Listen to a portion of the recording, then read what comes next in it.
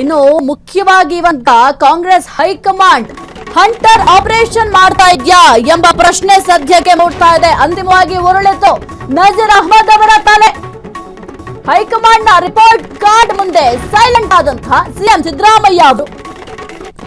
ಸಿದ್ದರಾಮಯ್ಯ ಅವರಿಗೂ ಆಪ್ತನನ್ನ ಉಳಿಸಲು ಆಗ್ಲಿಲ್ವಾ? ಹಾಗಾದ್ರೆ ಸಿಎಂ ಸಿದ್ದರಾಮಯ್ಯಗೆ ಶುರುವಾಯ್ತಾ ಮುಜುಗರ. ನೆನೆ ಸಿಎಂ ಆಹ್ವಾನ ನೀಡಿದ್ರು ಕೂಡ ಮುಖ ಕೊಡದ ನಜೀರ್ ಅಹ್ಮದ್ ಅವರು.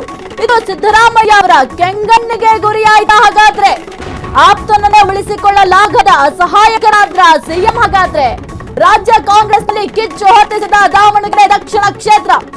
ಅಬ್ದುಲ್ ಜಬ್ಬಾರ್ ಬೆನ್ನಲೆಗ ನಜೀರ್ ಅಹ್ಮದ್ ಔಟ್ ಆಗಿದ್ದಾರೆ.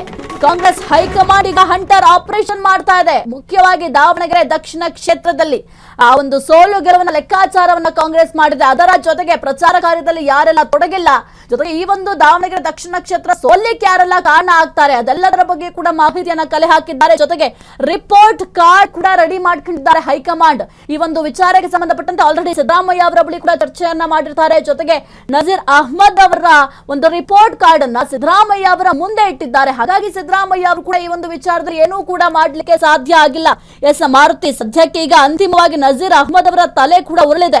ಅವ್ರನ್ನ ಕಿಕ್ಔಟ್ ಮಾಡಲಾಗಿದೆ. ಆದ್ರೆ ಅವರ ಆಪ್ತರನ್ನೇ ಈಗ ಸಿದ್ದರಾಮಯ್ಯ ಅವರು ಉಳಿಸ್ಕೊಳ್ಳಿಕ್ಕೆ ಸಾಧ್ಯ ಆಗ್ಲಿಲ್ವಾ ಅಂತ.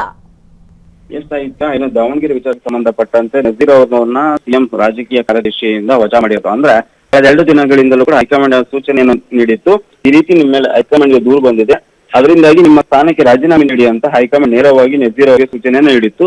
ಅದರಿಂದಾಗಿ ಸಿಎಂ ಸಿದ್ದರಾಮಯ್ಯ ಅವರು ಕೂಡ ನಿನ್ನೆ ಅವರಿಗೆ ಒಂದು ಅವಕಾಶವನ್ನ, ಅಂದ್ರೆ ಒಂದು ಭೇಟಿಯಾಗಿ ರಾಜೀನಾಮೆ ನೀಡೋದಕ್ಕೆ ಒಂದು ಅವಕಾಶವನ್ನ ಕೂಡ ಕೊಟ್ಟಿದ್ದ. ಆದ್ರೆ ಇಲ್ಲಿವರೆಗೂ ಕೂಡ ರಾಜೀನಾಮೆ ನೀಡೋದಕ್ಕೆ ಕಾರಣ ಇಂದು ನೆನ್ನೆಯೇ ನಿನ್ನೆ ಸಂಜೆ ನೇರವಾಗಿ ಅವನ್ನ ರಾಜಕೀಯ ಕಾರ್ಯದರ್ಶಿಯಿಂದ ವಜಾವನ್ನ ಮಾಡಿರುವಂತದ್ದು ಸಾಕಷ್ಟು ಕುತೂಹಲ ಮೂಡಿಸಿದೆ. ಯಾಕೆಂದ್ರೆ ಅವರು ಪ್ರಮುಖವಾಗಿ ಕಳೆದ ಸಾಕಷ್ಟು ವರ್ಷಗಳಿಂದಲೂ ಕೂಡ ಸಿದ್ದರಾಮಯ್ಯ ಜೊತೆ ಗುರುತಿಸಿಕೊಂಡವರು, ಅವರ ಆಪ್ತರಲ್ಲಿ ಒಬ್ಬರಾಗಿರುವಂತದ್ದು ನಜೀರ್ ಅಹ್ಮದ್. ಅದೇ ರೀತಿಯಾದ ರಾಜಕೀಯ ಕಾರ್ಯದರ್ಶಿ ಕೂಡ ಆಗಿರುವಂತದ್ದು. ಇವೆಲ್ಲವೂ ಇದ್ರೂ ಕೂಡ ಎಲ್ಲವೂ ಕೂಡ ಹೈಕಮಾಂಡ್ ಸೀರಿಯಸ್ ಆಗಿ ದಾವಣಗೆರೆ ವಿಚಾರವನ್ನು ತೆಗೆದುಕೊಂಡಿರುವಂತ ಕಾಣಿಸಿದೆ. ಯಾಕಂದ್ರೆ ದಾವಣಗೆರೆ ಈಗಾಗಲೇ ಮುಸ್ಲಿಮರು ಸಾಕಷ್ಟು, ಅಂದ್ರೆ 80,000 ವೋಟ್ಗಳು ಇರುವಂತದ್ದು, ಅದು ಆಲ್ಮೋಸ್ಟ್ ಮುಸ್ಲಿಮ್ಸ್ ಕಾಂಗ್ರೆಸ್ಗೆ ವೋಟ್ ಹಾಕ್ತಾರೆ ಎಂಬ ಚರ್ಚೆಯೂ ಕೂಡ ಇರುವಂತದ್ದು. ಇದರ ನಡುವೆಯೂ ಕೂಡ ಒಂದು ವೇಳೆ ಈ ರೀತಿಯಾದ ಒಳ ಒಪ್ಪಂದ ಮತ್ತು ಒಳ ರಾಜಕೀಯ ನಡೆದಿದ್ದು ಏನಾದ್ರು ಹೈಕಮಾಂಡ್ ಸೀರಿಯಸ್ ಆಗಿ ತೆಗೆದುಕೊಂಡಿರುವಂತದ್ದು. ಒಂದು ವೇಳೆ ಸೋಲುವ ಮುನ್ಸೂಚನೆ ಕೂಡ ಕಾಂಗ್ರೆಸ್ ಹೈಕಮಾಂಡ್ ಸಿಕ್ಕಿದೆಯಾ ಎಂಬ ಕುತೂಹಲ ಕೂಡ ಕಾಣ್ತಾ ಇರುತ್ತೆ. ಇವೆಲ್ಲವೂ ಕೂಡ ಲೆಕ್ಕಾಚಾರ ಆಗಿ ನೇರವಾಗಿ ಅವರಿಗೆ ರಾಜೀನಾಮೆ ನೀಡುವಂತೆ ಸೂಚನೆ ನೀಡಿತು. ಆದ್ರೆ ಇಲ್ಲಿವರೆಗೂ ರಾಜೀನಾಮೆ ನೀಡದ ಕಾರಣ ಅವ್ರನ್ನ ವಜಾ ಮಾಡಿದ್ರು. ಒಂದು ರೀತಿಯಲ್ಲಿ ಸಿದ್ದರಾಮಯ್ಯ ಕೂಡ ತಮ್ಮ ಆಪ್ತರಲ್ಲಿ ಉಳಿಸಿಕೊಳ್ಳುವಲ್ಲಿ ವಿಫಲ ಆಗ್ತಿದಾರ, ಅಥವಾ ಹೈಕಮಾಂಡ್ ಬಲಿಷ್ಠವಾಗಿ ಅಥವಾ ಸ್ಪಷ್ಟವಾಗಿ ಸೂಚನೆ ಕೊಡ್ತಿದ್ಯಾ ಎಂಬುದು ಕೂಡ ಇಲ್ಲಿ ಕುತೂಹಲ ಮೂಡಿರುವಂತದ್ದು ಸಾಹಿತ್ಯ. ಓಕೆ, ಥ್ಯಾಂಕ್ ಯು ಮಾರುತಿ ನಿಮ್ಮೆಲ್ಲ ಮಾಹಿತಿಗಾಗಿ. ಕ್ಷಣ ಕ್ಷಣದ ಸುದ್ದಿಗಳಿಗಾಗಿ ಫ್ರೀಡಂ ಟಿವಿ ಸಬ್ಸ್ಕ್ರೈಬ್ ಮಾಡಿ, ಲೈಕ್ ಮಾಡಿ ಹಾಗೂ ಫಾಲೋ ಮಾಡಿ. ಹೊಸ ಸುದ್ದಿಗಳ ನೋಟಿಫಿಕೇಶನ್ಗಾಗಿ ಬೆಲ್ ಐಕಾನ್ ಮೇಲೆ ಕ್ಲಿಕ್ ಮಾಡಿ.